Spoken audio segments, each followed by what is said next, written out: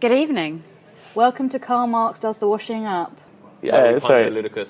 Metaphysical nonsense in the time it takes to make 5 Tesco basic microwave meals. Just 21 minutes. Yep, I'm Shy. And I'm Ilyas and Shy. And today, dude, let's talk about enlightenment. Yeah. Everything is about enlightenment that we talk about. Let's talk about... Oh, you noticed? Yeah. Let's actually talk about enlightenment. Okay. Yeah? Yeah? I'm too enlightened to talk about this crap. Yeah, okay, that's exactly it. So, have you read Siddhartha by Hermann Hesse? I haven't. I don't need... You're I intuited it as Fine. a book. But so my understanding of this book is I've heard that those who are enlightened can't communicate what enlightenment is. So, and thus, having teachers... I think you're talking about dyslexic. Shut up. No? No. Yeah, so having teachers is ultimately pointless because they can't teach you what enlightenment is. But, having said that, enlightenment is the same thing to everyone. Okay. So I think I maybe agree with the first point, but I agree with the former, but I don't think I agree with the latter. Because I'm not sure if you and I would have the same definition of enlightenment. What would your definition of enlightenment So I think I've got a definition of enlightenment, and... Yes, thank you. Is that your definition? Apple juice? Oh, thank you. Freshly squeezed apple juice. Who am I? Yeah, but so when it comes down to enlightenment, I think my definition of enlightenment is that enlightenment is just sustained happiness. Sustained happiness. Yeah. Yeah, and it's more than contentment, it's more than peace, it's sustained happiness. Yeah. But there's no sort of... what is there any, metaphysical kind of prerequisite or implication of that happiness? Is it just how do you get this happiness? What is... Well, so that's the thing. So happiness could come from finding out that, life is meaningless. Or happiness could come from the fact that, life has meaning. Or happiness could come from the fact that, there is a God and I found that God. Or happiness could come from the fact that, there's meaning in every... Oh, there's Om is the sound that every being makes. And there is this beautiful thing joining us all together. Yeah. I don't know what would be the cause of sustained happiness, but that's what I'm chasing. But I don't think that's really any different from anybody else's definition of... Well, what's your definition of enlightenment? Yeah, it would be a permanent, sustained transcendence. Yeah, but would that equate to happiness? Yeah, but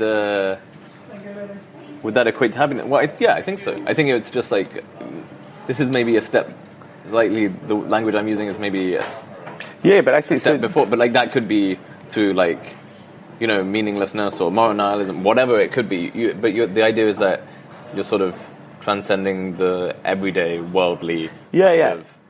But then is transcending the everyday world, are you transcending emotion? Yeah, not emotion, so there'll be no happiness and no sadness. Whereas what I'm saying is there will be sustained happiness, but I'd still feel those same emotions, but I'd only feel happiness. Whereas maybe transcending emotion... No, maybe transcendence is more just transcending all emotion. No, I don't think you become emotionless as a thing. I think you just become sort of unattached and... I don't really know, what... like you said, it's not something you can really talk about. Yeah, exactly. A lot of traditions... but also it's all we talk about. Yeah, it's all we talk about because we haven't achieved it. Yeah, actually, and that's kind of the thing that the point the book makes, actually, is that by chasing enlightenment so much, you're actually obscuring it because you're focusing too much on this one thing. Yeah. Oh, okay, for sure. But that's what we both definitely agree with. Yeah, right? For sure. Chasing after something, especially when what you're chasing after is sort of peace, non-attachment, things which require which is not so based on desire and greed and la la la la la. Yeah. But I think, in a lot of traditions they say, the yogi's left his body, right? That's when he becomes enlightened. So you probably can't talk about it because you're not here anymore. Oh, but this is actually something I find really fascinating because people talk about a yogi leaving his body, you meditate for such an extent that you leave your body. But you know who else leaves their body? Prostitutes. If they're having... I read an article where this prostitute was she's having sex with this, the 10th guy that day, and she just imagined she was somewhere else. She left her body in the same way that a yogi left his. I think that's different. That's disassociation, as opposed to dying. The yogi's not dead, though. When they say, he's meditating, he's not dead. Yeah, but when they say the yogi's left his body, they mean he died. Yeah, but there's... As in his body actually doesn't work anymore. Yeah, but they're both trying to disassociate from the self. And the prostitute is doing it, and the yogi is doing it. Just because one is doing it through meditation, and one is doing it through the power of they're both doing it from the power of their mind. And that really fascinated to me, because I always thought there was only one way to dissociate from yourself. But actually, there's a myriad of ways to dissociate. But maybe it's the same. It's the same essential way. It's just some people do it during sex they don't want to be having. Yes, exactly. And some people do it during being quiet when they want to be noisy. When they want to be noisy. Yeah, and but it really got me thinking. And actually, I think that's what made me think that maybe everyone does have the same context for enlightenment, or the same theory on enlightenment. Well, I think generally what we're talking about is kind of the same. Partly because it's so abstract and unknowable that we don't really know what it is that we're talking about, and so there's some synchronicity. But maybe our methods of getting it are slightly different. And I think there's a maybe more a more typical way of getting it that might be, it's all to do with meditation, oneness with God, mantras, all these sort of things. But maybe there's more other ways to do it, or more interesting ways, which are... Yeah, I do agree with that, actually. And so as I was saying, the first point is that it's pointless having teachers, because teachers can't teach you enlightenment. No, but I think... And they also say, so the point is that also the teachers can't teach you the way to enlightenment. Well, I think it's with a lot of these things, it's you've got to figure out the way yourself. Yeah. But they can give you tools or teach you, I think certain virtues help you on this path, right? And so you can educate virtues. Do you think that you've reached enlightenment? Me? Yes. What? I'm very flattered. No, of course not. Yeah? Yeah, but is that another thing? Is this another misconception that we think that we can only reach enlightenment at old age? No, I just think I would have less... That's what? Yeah, just... Oh yeah, okay, so that's less back problems. Okay, well that's a better question. So when I asked you to define what enlightenment is to you, it's maybe not so much what you gain, it's what you lose. So what do you think you would lose by being enlightened? What would I lose? Apart from back problems. I guess feelings of anxiety, feelings of completely irrational fears. Feelings of craving and lusting and sort of needing, always needing something other than ambition, like we said, absence of ambition, all these sort of things. So I think you can still have feelings, but you're not they can waft past you, and you don't need to define them or create sort of equations or structures that having this feeling means A, B, C, D, and D, E. Do you think you'd still feel love if you were enlightened? Like love for a child or love for a partner? I mean, from my, whatever, I guess these are just fed by imageries and narratives from books and stuff. Yeah. Whatever, but I think you would just this, open kind of, sort of energetic, display of love. You just are love. In the state of enlightenment, you're just love. But then necessarily you won't love one more than another. Yeah, but maybe you will. I think you can be. I'm sure you can be enlightened and married. It's just you're probably infuriating. Yeah. He's can you clean the stove? Yeah, and then you go have a shower. She's like, the stove's not clean, but I am the stove. Yeah, exactly. Cleaning me is cleaning the stove. I like that philosophy.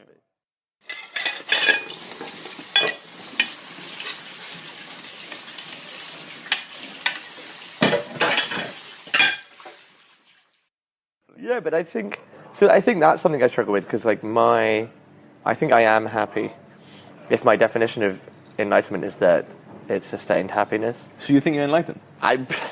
Yeah, but so when you phrase it like that, it sounds absurd. But when you phrase it in my theory on enlightenment is that enlightenment is happiness, I am happy and I have been for a while. Am I enlightened? If I follow my own logic, then yeah, potentially I am enlightened. Shit. Yeah, I know. That's bananas. But maybe that's why I really struggle to communicate on the podcast. But I also don't believe you're happy. You don't believe I'm happy? This is such nonsense. No, I believe you're happy, but You don't think it's I don't see you as an unhappy person. Yeah, but maybe you don't see me as an enlightened person. Level of happiness, like sustained. You're always happy. Yeah, I think I am always happy. You're infuriated or I don't think I'm by things. Okay, no, I'm infuriated by lots of things. Like ignorance. Like ignorance, yes, exactly. Or I'm infuriated by apathy, in the hospital. I'm infuriated when shit doesn't get done.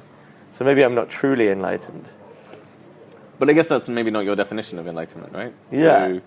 Yeah, because you're applying your definition of enlightenment to my... To me. That's not... Yeah. Which I don't think is fair. Yeah. But I think that's my unenlightened definition. Yeah, but that's what we do for everything, don't we? We apply our own definitions of love to other people who are in love, or our own definitions of intimacy to people who are... Yeah, but then I guess we need to, talk similar languages to define whether... You can't say you're enlightened and I'm not enlightened when we've got different definitions. Yeah, but I think your definition of enlightenment maybe involves God, whereas my definition of enlightenment doesn't involve God. And I don't know if most people's definition of enlightenment involves God. But also or God... at least some sort of spiritual context. Yeah, I mean, God's just a story to help us understand, some sort of abstract notion of enlightenment or some sort of, creative, sustenance of the universe or whatever. We don't need to call it God. It doesn't need to be spiritual. You can still... Yeah, but it's still, I think most people have a definition of enlightenment that is oneness with their surroundings. Yeah. I think it's exactly. Total oneness with your surroundings. You have become... So in Islam you have fana fillah, which means annihilation in God. And then billah means permanence in God. So permanence in God is enlightenment. But it's that way you've left... I think in my head, I think I've experienced moments of fana fillah, moments of transcendence where I have been in that state.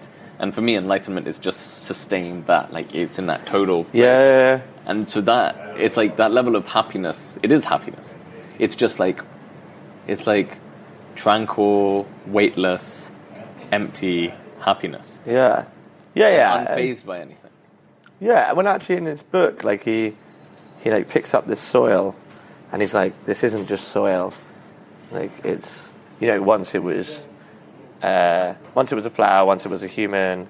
When he picks up the soil, he sees its whole life cycle. Yeah. And the whole concept is that, everything is something. Everything is something. At the same time. So even as humans, we are still the soil. We are the flower. We are the river. We are everything that we ever were and ever will be. Yeah. So everything is interconnected and related. Yeah, everything. Yeah, exactly. So how do you relate that to enlightenment then, or how do So I think that's what I really struggle with. Because my definition of enlightenment doesn't really encompass any of those things.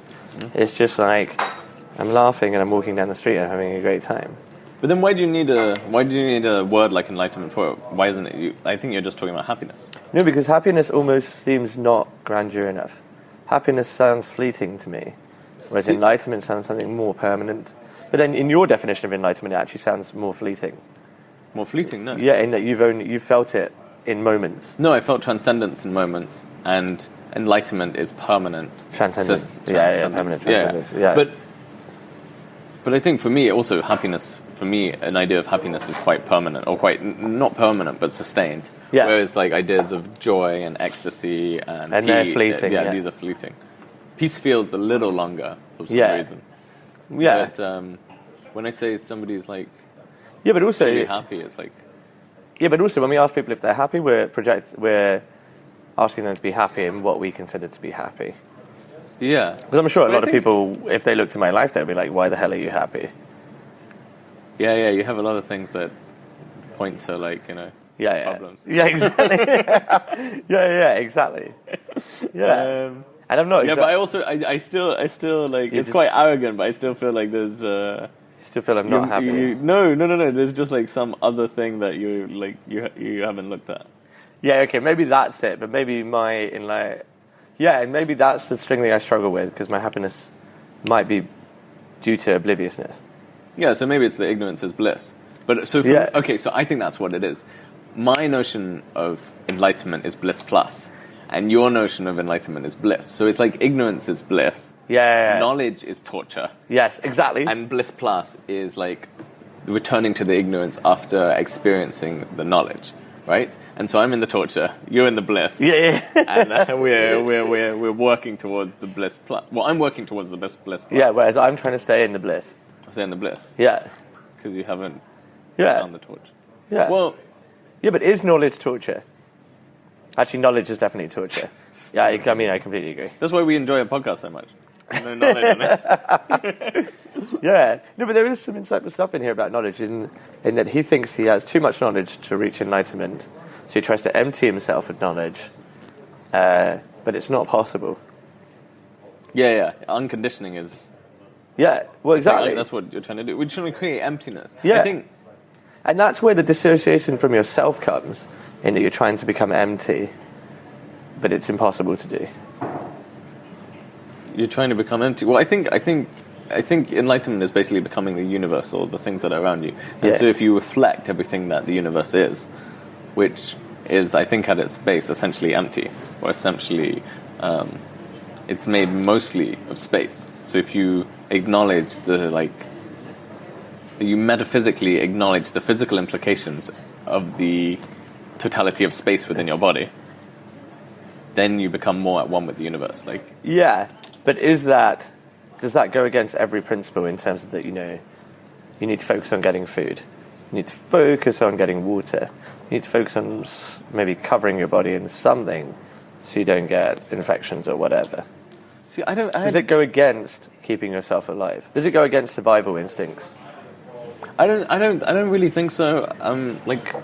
I guess I don't know, haven't experienced it, but it's like, I think you can still be an enlightened person in a body that functions well as a body, and the body does the things that it needs to do in order to do the things that it needs to do. But it doesn't mean that your mental state or your physical state needs to be in a state of perpetual anxiety. Right? Yeah. You need to transcend that level of anxiety as well, right? Yeah. I don't think we need a constant state of fear in order to feed ourselves.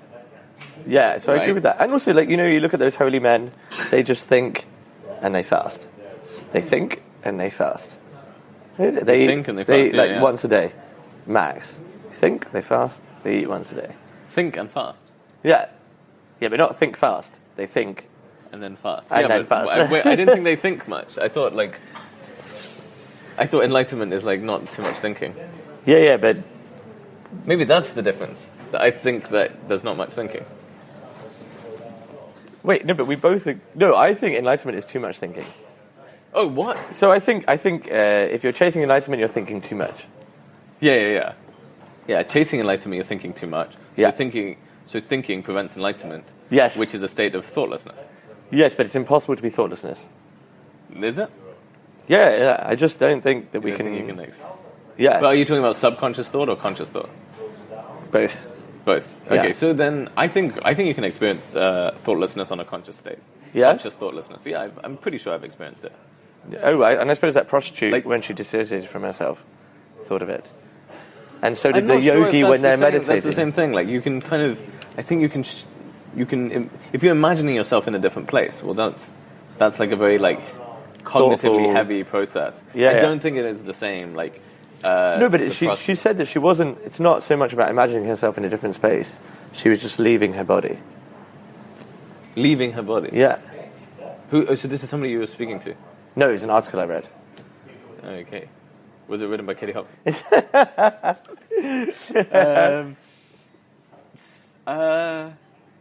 Yeah, and that's what really fascinated me, actually.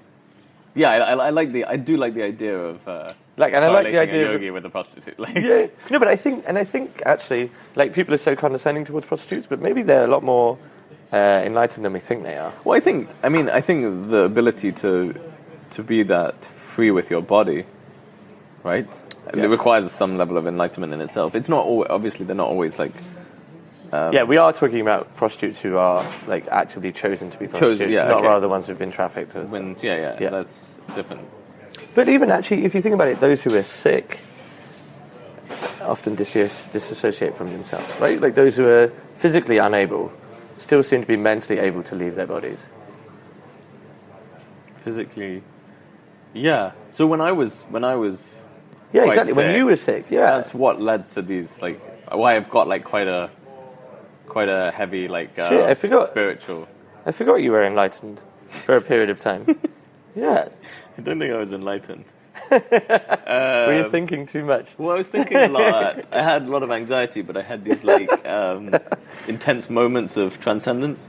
And I guess what was happening there is that, in a sense, my body was hard to deal with or to live in. Yeah. So you did. So I looked for beauty in the world, right? Yeah. To create meaning or whatever, and I would look at whatever it is, a crack on a pavement, a flower, whatever was around me, a piece of music or something, and I connect myself to that music, and in that state you can achieve moment, then the body begins to lose its structure. Like mentally, I no longer consider myself part of being. the body, right? I just become that music or become that flower, and then you can float, right? Okay, yeah. Then you can float. So that is pretty similar to what you're talking about with the sort of.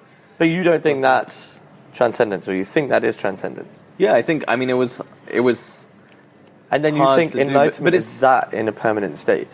Yeah, like that complete disassociation. Yeah, I guess so. Well, it's a difference, but I don't think disassociation is the word. It's oneness. So because you're still part of yourself. You're still part of yourself, but the boundaries between yourself and the outside or the other thing no longer exist. Yeah, they become recalibrated with something slightly truer, I think. So, like, what had a huge impact on me? Wait, why were those? So, when you said they were intense feelings of transcendence, what does the word intense mean in that context? Like intense in that they were overwhelming. Yeah, you said intense.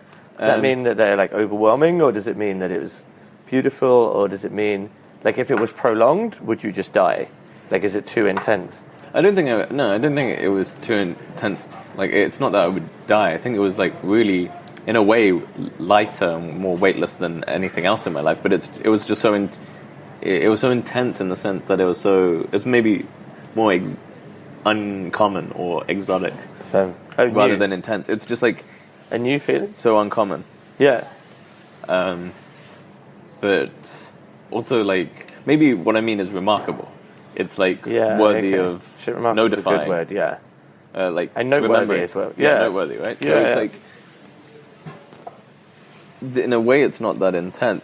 Well, but in the same time, like these are the moments where, when you tell me, like, think about the most meaningful parts of your life, are the moments I always go back to those kind of moments. Also, I've never asked you to think about the most meaningful parts of your life. Wait, this is what we do every day. This is what you WhatsApp me every day, and I'm like, isn't that what you mean when you say, like, you know?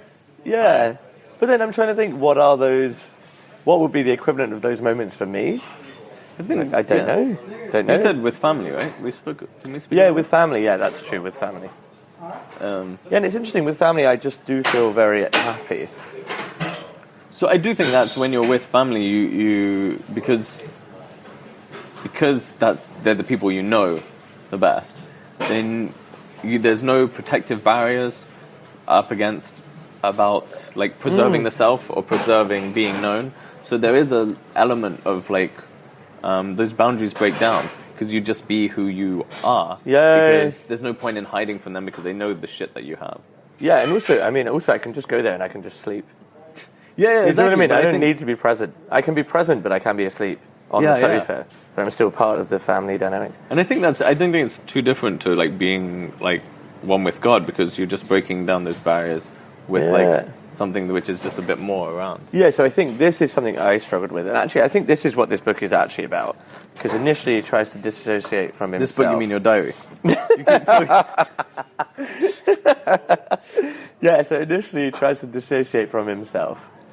But he realizes actually at the end that it's all about oneness.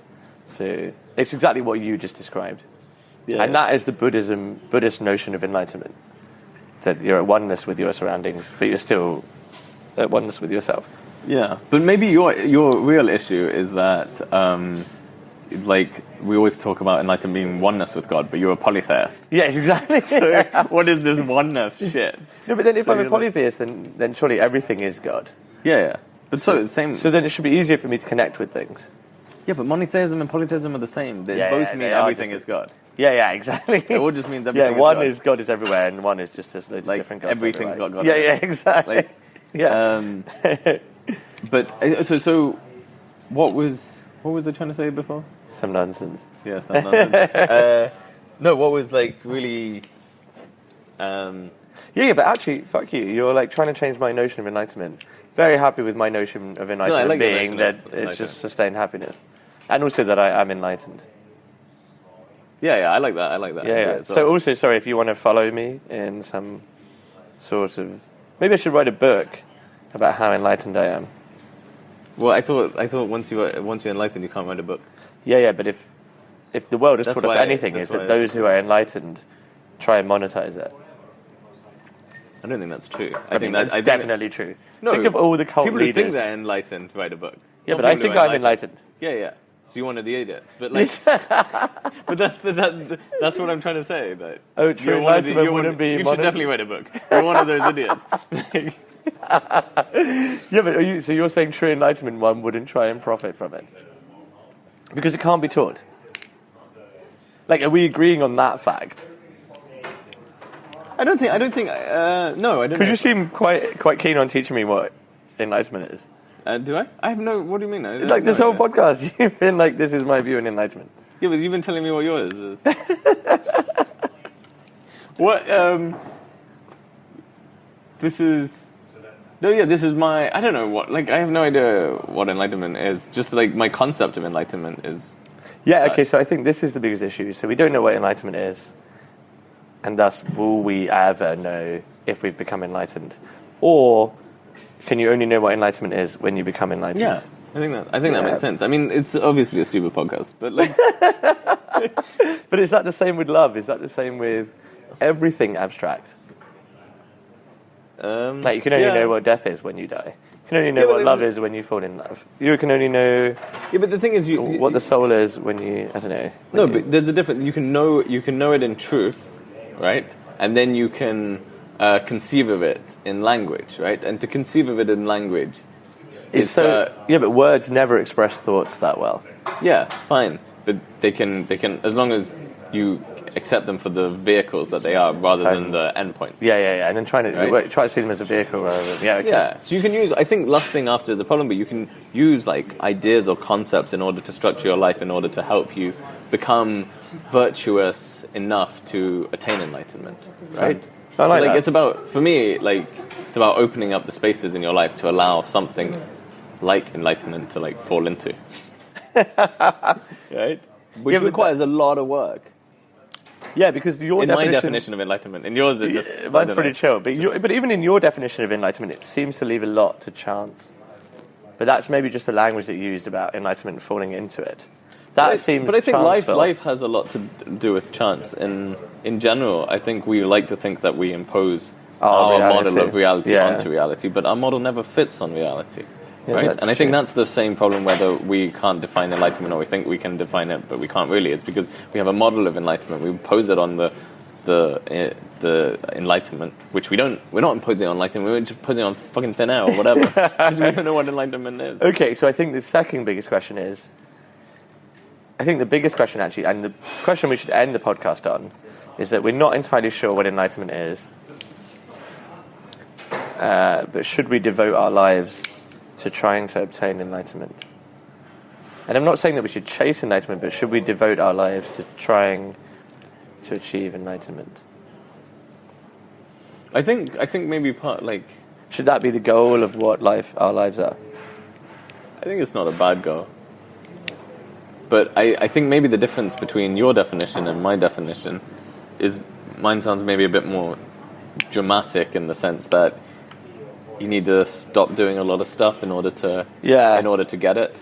Yeah. Whereas yours you can probably still be on Tinder and be enlightened. Right? And I think you can still be on Tinder and be enlightened in my definition. It's just that maybe you need to delete it temporarily. And then when you've achieved enlightenment, then you go back to Tinder. And you're just super liking everyone. Yeah, but I do think that's quite a good thing to end on, actually. Yeah, I mean, it would be interesting to hear what you guys have to say. Yeah. You dumb I think that's the only... unenlightened. Yeah, but I think that's the most concrete thing that we've said the entire podcast, that, ultimately, maybe the goal of our lives is to become enlightened. Yeah, but it's not. I don't think either of us are anywhere near committed to that. Yeah, but in the same way, we are committed to having children. We are committed to getting married one day. We are committed to being enlightened one day. Not right now. Are you really committed to being enlightened? I think you've got to work a little bit harder. Yeah, but that's only by your notion of enlightenment. Yeah. By my notion of enlightenment, I'm working very hard at it. You're already enlightened. By your notion of enlightenment, you're already enlightened. Yeah. But it's but I'm not, according to you, because I'm trying to monetize it, and you're like... No, I think you can monetize your enlightenment. It's like to be enlightened in order to make money is not enlightenment as far as I'm concerned. But if you're sharing your teachings and your love and your la with people, and money falls into your lap based on the equation of if I give you this, you give me money, then I'm sure that's fine. Yeah. But I just think it's very hard to teach people my method of enlightenment, because it requires a lot on obliviousness and ignorance. Being bliss. Oh, okay. So in the last episode, you hate ignorance. You're infuriated by it. Yeah, but we're hypocrites. Everyone is a hypocrite. We're all destined to be hypocrites. Yeah, that's true. It's what we learned from Katie Hopkins. So that's the most enlightened things that you've said. Yeah, human nature is to be hypocritical. Yeah. No, I think actually, Katie Hopkins was maybe the only person that's not a hypocrite. Not a hypocrite. And that's why people don't like her. Yeah, because she was like... It's just a straight She abides by what she says. Yeah. Actually, I don't know if she does. I think it's just... Anyway, we're not talking about Katie Hopkins. Yeah, I've talked about her too much since we interviewed her. But... Yeah, I think to be in a constant state of hypocrisy is the most enlightened thing that you can be in. Because you're... I think also because to have ideas that lay paradoxical to each other, cause the ideas themselves to combust, right? So then you live outside of the ideas. And that, for me, is enlightenment. Yeah. And then you live outside of the world of ideas. Maybe that's what enlightenment is. Because then if you live outside of that world, then you live in the actual world. Yeah, exactly. And then you can be at one with the actual world. Because the world is not made of ideas. It's... Yeah. The universe has no ideas. The universe has no ideas, exactly. Perfect. That was a good episode. Yeah. Was it?